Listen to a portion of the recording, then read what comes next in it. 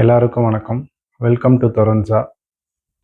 இப்போ என்ன பார்க்க போறோம்னா, லாஸ்ட் வீக் வந்து மார்க்கெட் வந்து என்ன ஆச்சு அப்படிங்கிறத பத்தி தான் பேச போறோம். லாஸ்ட் வீக் எல்லாத்துக்கும் தெரிஞ்சிருக்கும். ஒரு ஸ்பெஷல் வீக். ஞாயிற்றுக்கிழமை பார்த்தீங்கன்னா ஸ்டாக் மார்க்கெட் இருந்துச்சு. ஏன்னா பட்ஜெட்டுங்கிறனால. ஸோ பட்ஜெட்டை பற்றி ஆல்ரெடி நிறைய பேருக்கு தெரிஞ்சிருக்கும். பட் இருந்தாலும் நான் ஷார்ட்டாக சொல்கிறேன். கரெக்டாக 12:30 மணிக்கு எஸ்டிடி ஹைக்கு பற்றி சொன்ன உடனே மார்க்கெட் பார்த்தீங்கன்னா ஆல்மோஸ்ட் 500 பாயிண்ட் வந்து நிஃப்டி விழுந்துச்சு. brokerage ஹவுஸ் லைக் ஜெரோதா, 5 பைசா, க்ரோ எல்லாம் பார்த்தீங்கன்னா 10 to 15% வந்து ஸ்டாக் ப்ரைஸ் வந்து கீழே விழுந்துருச்சு. அதே மாதிரி அமெரிக்காவில் பார்த்தீங்கன்னா அடுத்த நாள் மண்டே பார்த்தீங்கன்னா 3 மில்லியன் பக்கம் உள்ள எப்ஸ்டைன் இன்வெஸ்டிகேஷன் ஃபைல்ஸ் பார்த்தீங்கன்னா டிஓஜே டிபார்ட்மெண்ட் வந்து பப்ளிக் வந்து ரிலீஸ் பண்ணாங்க.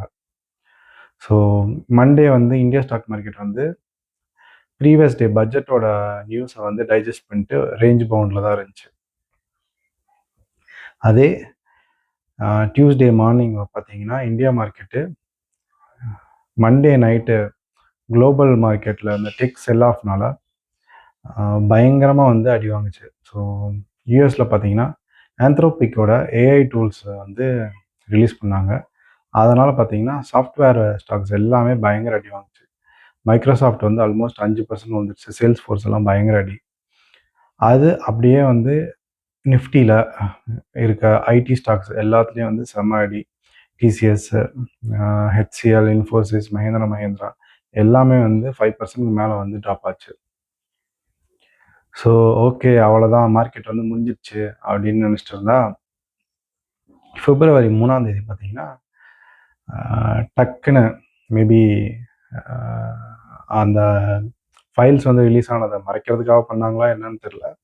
பட் பிப்ரவரி 3 பார்த்தீங்கன்னா ட்ரம்ப்பும் மோடியும் வந்து ட்ரேட் டீல் வந்து அனௌன்ஸ் பண்ணுறாங்க.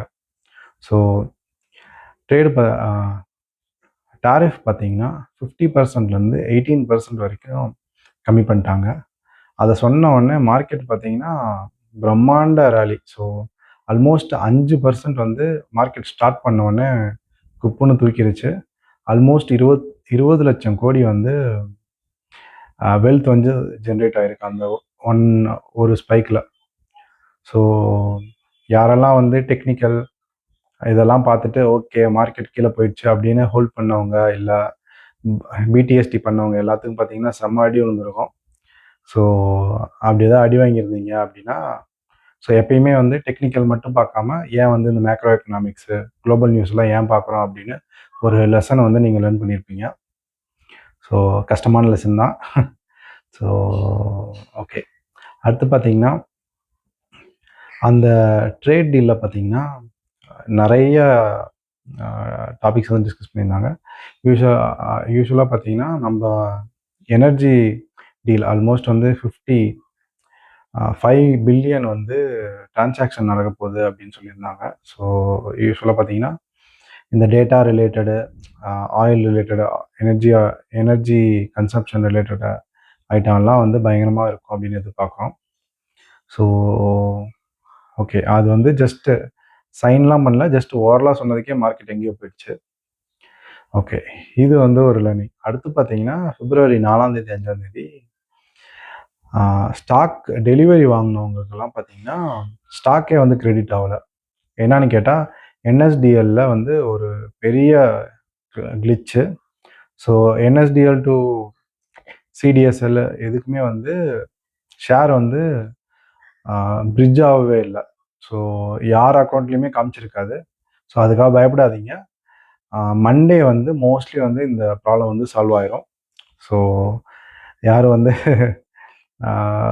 பதட்டப்படாதீங்க. உங்களோட டிமேட் புரோக்கருக்கு இல்லை யாருக்கோ அவங்களுக்கு வந்து இமெயில் மாதிரி அனுப்பிச்சு கேளுங்க என்னாச்சு அப்படின்னா அவங்க வந்து எக்ஸ்பிளைன் பண்ணுவாங்க. மோஸ்ட்லி இதுதான் சொல்லுவாங்க, மண்டே வந்து உங்கள் அக்கௌண்ட்டில் டிமேட் அக்கௌண்ட்டில் ஸ்டாக்ஸ் இருக்கும். ஸோ இப்போ பார்த்தீங்கன்னா ஏன் சொல்லியிருப்பேன், இந்த வீக் வந்து ரொம்ப என்ன சொல்கிறது, ஏகப்பட்ட ஈவெண்ட்டு. ஸோ ஆல்மோஸ்ட் 1 or 2 இயரில் நடக்க வேண்டிய எல்லா காரியமும் பார்த்தீங்கன்னா ஜஸ்ட் 1 வீக்கில் நடந்துச்சு. யார் வந்து ரொம்ப க்ளோஸாக ஃபாலோ பண்ணீங்களோ அவங்களுக்கு வந்து நிறைய லேர்னிங்ஸ் கிடச்சிருக்கும். ஸோ டெக்னிக்கல் மட்டும் ஃபாலோ பண்ணவங்களுக்கு பயங்கரமாக அடி விழுந்திருக்கும். ஸோ மேக்ரோ எக்கனாமிக்ஸ் ஃபாலோ பண்ணவங்களுக்கு ஓரளவுக்கு வந்து சேஃபாக இது பண்ணியிருப்பீங்க. இதனால தான் வந்து எப்பயுமே சொல்கிறது என்னென்னா, ட்ரேடு வந்து பண்ணாதீங்க. ட்ரேட் பண்ணுற போது வந்து நேக்கட் கால் அப்படிம்பாங்க, இல்லை நேக்கட் செல்லு. அது மாதிரி நீங்கள் கவர் பண்ணாமல் இப்போ இது பண்ணியிருந்தீங்கன்னா உங்களுக்கு பயங்கரமாக லாஸ் ஆகிருக்கும். ஸோ அப்படி எதாவது பண்ணியிருந்தீங்கன்னா சொல்லுங்கள், ஏன் அப்படி பண்ணீங்க அப்படிங்கிறத இனிமேட்டு வந்து பண்ணாமல் இருக்கிறதுக்கு இந்த வாரம் வந்து ஒரு நல்ல லெசனாக இருந்திருக்கும். எப்பயுமே வந்து கவர்டு கால் இல்லை கவர்டு செல்லை எடுங்க. இல்லை ட்ரேடிங் பக்கமே போகாதீங்க, ஜஸ்ட்டு இன்வெஸ்ட்மெண்ட் மட்டும் பண்ணுங்கள். அதுதான் வந்து என்றைக்குமே சேஃபு. தேவையெல்லாம் போட்டு டக்குன்னு சீக்கிரம் காசு வரணும் அப்படின்னு சொல்லிட்டு நீங்கள் போயிட்டு இந்த ஆப்ஷன்ஸு இல்லை ஃபியூச்சர்ஸில் ஏதாவது உள்ளுக்கு போய் இந்த வாரம் மாட்டியிருந்தீங்க அப்படின்னா செம்மையாக வச்சு செஞ்சுருப்பாங்க. ஸோ எப்பயுமே சேஃபாக இருங்க. Cash is king. நம்மளோட கேபிட்டலை வந்து ப்ரொடெக்ட் பண்ணுறது தான் நம்மளோட முக்கிய முக்கிய இதாக இருக்கணும். சீக்கிரம் வந்து காசு சம்பாதிக்கிறோம் அப்படின்னு சொல்லிட்டு சீக்கிரமாக காசை விட்டுறக்கூடாது. ஸோ எப்பயுமே வந்து ரொம்ப கேர்ஃபுல்லாக இருங்க. ஸோ இதுதான் வந்து இந்த வாரத்தோட டோட்டல் ராப்பிங். ஸோ உங்களுக்கு வந்து ஏதாவது யூஸ்ஃபுல்லாக இருந்தால் அதை கமெண்டில் சொல்லுங்கள். ஏதாவது வந்து இன்னும் கொஞ்சம் ப்ரீஃபாக பண்ணணும் அப்படின்னாலும் கேளுங்க. நான் அந்த டாப்பிக்கை மட்டும் எடுத்து டீட்டெயிலாக வந்து என்னால் முடிஞ்ச அளவுக்கு நான் எக்ஸ்பிளைன் பண்ணுறேன். தேங்க்யூ.